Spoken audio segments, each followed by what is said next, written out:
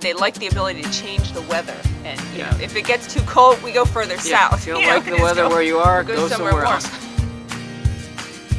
Hi, welcome to Able Family Life. Today we're going to discuss some of our full-time RVing fears. As some of you know, we are going to start our full-time RV journey in just a few short weeks. Yeah, so we're going through a lot of the planning phase and cleaning out and getting ready to go. So we've got all this stuff in our yard and I don't really even know what any of it is. But hopefully people take it. Yeah. We've done a lot of research and watched a bunch of other full-time RV YouTube channels and gone on to blogs and all kinds of information that we've consumed. But yeah, until we get on the road, we're not really sure. There's some uncertainty, obviously, and I think once you start, there's going to be uncertainty. So we just wanted to talk a little bit about some of those concerns and fears. And share some of those resources that we've found really helpful from people who are actually doing the full-time RVing lifestyle already. Some have families, some are just couples. We've seen some people who are just by themselves. They have dogs, cats, you know, all kinds of age ranges. So there's a lot of resources out there. If it's something you've ever thought about doing, you'll get some great ideas on some channels today. Yeah, and you can learn from other people's mistakes. Hopefully. And from their successes as well. well. Hopefully we won't have any mistakes for them to learn from. Kind of makes it a little smoother road for us, hopefully. One of those things that I'm kind of concerned about is how do we get ourselves out of vacation mode? And that seems frivolous, but honestly, up to this point in our lives, the only time we've taken our RV or gone camping like vacation is vacations. Yeah. And even up to a month we've gone, so 3-4 weeks of a vacation. So so you have a whole different mindset when you're okay, I have 2 weeks, I have 3 weeks or whatever, kind of checking out from sort of responsibility and from work and from all these other obligations, and we're just going to have fun and go, you know, sightseeing and all that. Obviously, you can't do that 24/7, 365. Nice, but no. And you know, we're going to need to get ourselves into this is our life, and we need to work and be organized and disciplined during the day. Oh man, she's gonna scratch your new coat. We've had Pepper out here with us, popping in, and now there's Alexandra. So yeah, but with the how do you get out of vacation mode? I mean, I'm gonna want to go biking and hiking and just sightseeing, and so it may take, especially because it's already cold here. It's in the 30s in Pennsylvania, and the first place we're going to be going probably in January when we start our trip is to Florida. We're going to be chasing warm weather. Yeah. I like that. On one of the other channels that we've watched, they said, you know, they like the ability to change the weather, and you know, if it gets too cold, we go further south. If you don't like the weather where you are, go somewhere else. That's what we're gonna do. So it's going to be really hard in the beginning because we're going to be leaving the cold weather and going to nice warm Florida and some beaches, and so it may take us a few weeks to get out of vacation mode. Like, yay, we're going to be all outside doing all this stuff. I'm like, wait a minute, we have work to do. Yeah. We have to. And the bills will hit, and we'll be like, oh, that's right.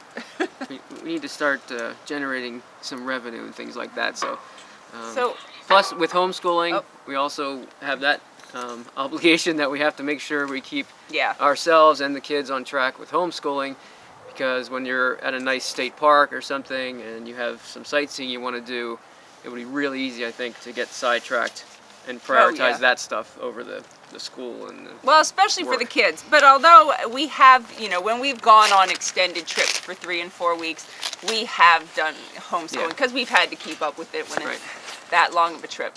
Yeah, so even not just once we're at the destination, even if it's a 6 or 8 hour drive to where we're going, we have laptops, we have you know, cellular connection, we're hooked to the internet. They can do their school on the car rides on the way to where we're going, so they can maybe get a lot of stuff out of the way. Yeah. You know, during those trips where you're just sitting in the RV or the car anyway. That's the plan. What concerns do you have when we're going to be full-time RVing, besides you're going to miss your friends and family? Yeah. Oh, I got one. I don't like when we're driving in the RV, like on back roads, the RV like shakes so much. And like bumps up and down and like shakes, and I don't like it. Yeah, the RV is not like a great handling vehicle. No.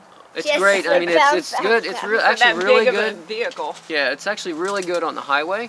It doesn't bounce a lot. It doesn't sway. You know, even when trucks are going by, it's very stable. But on the back roads, when you have the winding and the sort of elevation, like twisty side-to-side bumps, and you just have to go slow because it really is. I mean, it's a house on wheels, so. Yeah. All right. So one of the other concerns that we have is with we mentioned it's sort of a house on wheels. It's also a house on wheels with an engine and a transmission and an electrical system and plumbing and I mean all that other stuff that could go wrong. So, and you know, when you're in an RV and that's what you're living in, if you have to get it into the shop to get the transmission fixed or a leak repaired or things like that, where do you live then? So that's something we've looked it up. I mean, we're planning in the budget some hotel stays. Yeah, if we'd have to stay at a hotel, but the expense of getting the RV fixed is huge. Yeah, there's the expense so that of it. crashes the budget. Where are you going to live? Or, you know, if you're out in the kind of the middle of nowhere, can you find a service center that's trustworthy and it's going to do a good job? That's trustworthy because that's all our stuff then, you know, like our whole life will be in that RV. But yeah, so that is one of our big concerns. We found a lot of information though watching some of these other full-time RV channels because inevitably you're going to have breakdowns, you're going to have problems. So on one of the channels, Less Junk, More Journey, they are a young couple. They have a daughter who's about 4. And they are a wealth of information. Yeah. And they really you know, so lot. we've watched some of their videos. One that I really liked was called "The Good, the Bad, and the Ugly" about full-time RVing, and that covers a lot of kind of our concerns. And one of them is, you know, what if you break down, and what if you have problems? One of the other things we had to consider, and kind of a concern, is how. Hey, it's Mr. Smooth. I can't see. No, you don't have to. We can't see. We are trying. Actually. What is Mr. Smooth's concern? Nothing. About Mr. Smooth RVing? has you no got fears. Lower, I think. He has no fears, really. Mr. Smooth Oh, has okay. no fears. My friend Jarod, quite a few of it. What are Mr. Smooth's fears again? Nothing. Okay, well, what about his friend Jarod? Yeah, he's afraid of earthquakes, tornadoes, hurricanes, and spiders and snakes and bugs. Okay, then. And tomatoes. It's kind of an extensive list. So what Mr. Smooth you're trying to say about Jarod is like he doesn't want to go to like California or anywhere out west where a That was tornado not explicitly stated.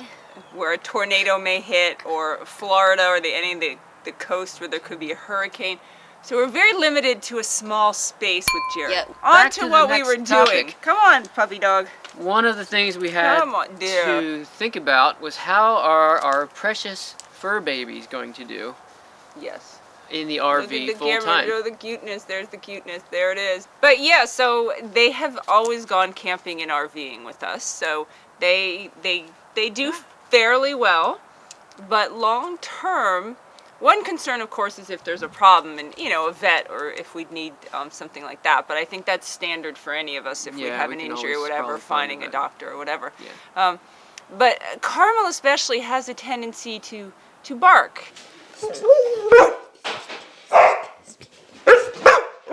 Yeah, She's got she part barks a hound in her. lot. And so if she hears something, sees something, just something bothers her, she'll give out her hound dog bark. Yeah, so if we're in an RV park or state park or whatever, and there's, you know, fellow travelers nearby, Yes. they'll be hearing them, and hopefully the dogs aren't going to be barking all the time, you know, kind of making a ruckus and generally disturbing everybody's peace and quiet. Yeah, they have their moments, and especially when we're gone. I think that's our main concern. If we go out biking, you know, we're gone like 2 or 3 hours, and they're stuck in the RV by themselves, are they gonna be just going crazy with the like, oh, I heard something, and barking? And hopefully they won't be scratching at the blinds and doing that. Well, kind yeah, of thing. that's Brian's fear, is the dogs are going to destroy the interior of the RV. But they don't do that in the house. They don't chew. They don't really go after anything. And one of the channels that had a really good video recently is Keep Your Daydreams. And that's a couple that's been traveling around for a while. And they actually have a video titled RVing, Full-Time RVing with Dogs, I think it's called. And that has a lot of great ideas and talking about dogs. And they show like lots of dogs, you know, because a lot of people do travel with their dogs. That's one of the benefits. That was one of the reasons we first started camping in the first place over 20 years ago, was we like to have the dogs with us and not have to put them in a kennel or something. Okay, so one of the things with living on the road, full-time RVing, is you don't have one residence where you can have things shipped to you and mailed to you. So we went on, we did some research and figured out, for having your mail forwarded, there's services that you can pay for. The mail service will take all your deliveries and forward them to wherever you specify. Yep. So as you move along, you just tell them the new address and they forward it. So I guess we could do that, but I think what we're going to do is... For now. In the beginning. Just use a family member. Heads up, family members. Heads up, family member who is related to me directly. And lives in Ephrata. And lives, yes, nearby. We're going to be using their residence. We're going to have, that's going to be our permanent address. Mail will go there, and then we can trust these people. I think we can trust them. Yeah, hopefully. Yeah. So Brian's parents, we're going to be seeing if it's okay with them. Yeah. Well, we didn't ask them yet. But no, but we're making it public now, so now they can't say no. They can't say no. So we'll have our mail forwarded there. That's our address, and that's going to be our address for. Like for homeschooling, you have to have residence in the state where you're going through the And just the to charter finish school. out this school year, we want to keep the residents in this state, and we will be back here. I mean, we do plan to leave in January, but be back for long stretches of time. The kids have to do some testing, state testing and things like that. So we will probably be up here in the colder weather for quite a while in the springtime. Yeah. And so, Pennsylvania will basically be our residence. We'd keep it here, except we plan to sell the house. One video that we found that covers, or one channel that covers this, there's been many we've been watching, but the Freedom Theory, and they've been on the road. They're a couple that's been on the road for like 3 years. And so they've got a lot of experiences and different things. So they talk a little bit about mail and how they get their mail and some different things about that. Now, this is a challenge that I must admit I didn't really think about as much. Brian does, but I was watching a channel called Wild on the Go, and they had full-time RV living challenges. And one of theirs was something that I know Brian has talked about. I didn't really think about it, but it would be, where are we going to stay? Right. Yeah. And then this is kind of I get, she calls me out for worrying too much all the time, and I do, I admit it. But I like to think of it as extreme planning, not worrying. But you don't really plan. You just worry and right, no, stress. But planning in my head, you think of every possible scenario. So of what could go wrong. What could go wrong, or where you're going to go, like where you're going to go at certain times of the year. You don't want to go somewhere when it's going to be cold. You want to make sure you can get reservations, so you look up online. You just drive there and you find a spot. How far out do you have to make reservations? Like, what are the restrictions to the RV length at well, certain and that's national one of the parks? reasons we did just get a 35-foot RV here behind us. 33. Well, we kept it under 35 foot. Yeah. It's a 3306. So it's technically like 34, but we wanted to keep it under 35, and that was our limit. So we weren't as restricted. So we weren't as restricted, because having camped in state parks a lot over the years, we know they do have restrictions. So that was one thing we thought of in advance. Yeah. But we have to find a balance between my extreme planning and just having it be less stressful and just going places and figuring it out kind of as we go. Well, and to his point, we do like to stay at state parks a lot.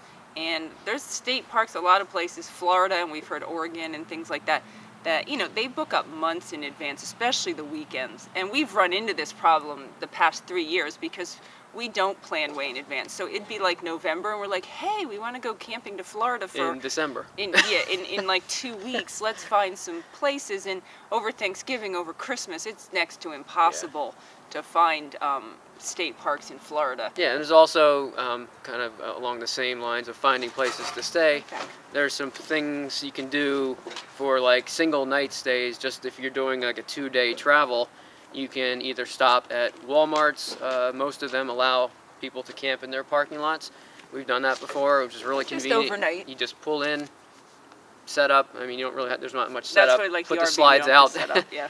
Make your beds, sleep, and then get up the next morning and go. And then to be nice, because they let us stay there, we usually go in and we go do some shopping. Because that's, we're staying there for free, so that's nice. And also, we will push carts up to where they belong, because we're usually way out in the parking lot. And when I walk the dogs with Alex, pick up a piece of trash or Alex two. likes to put grocery carts back. So we will get grocery carts and we will put them back in, you know, in their little spot where they go in the parking lot.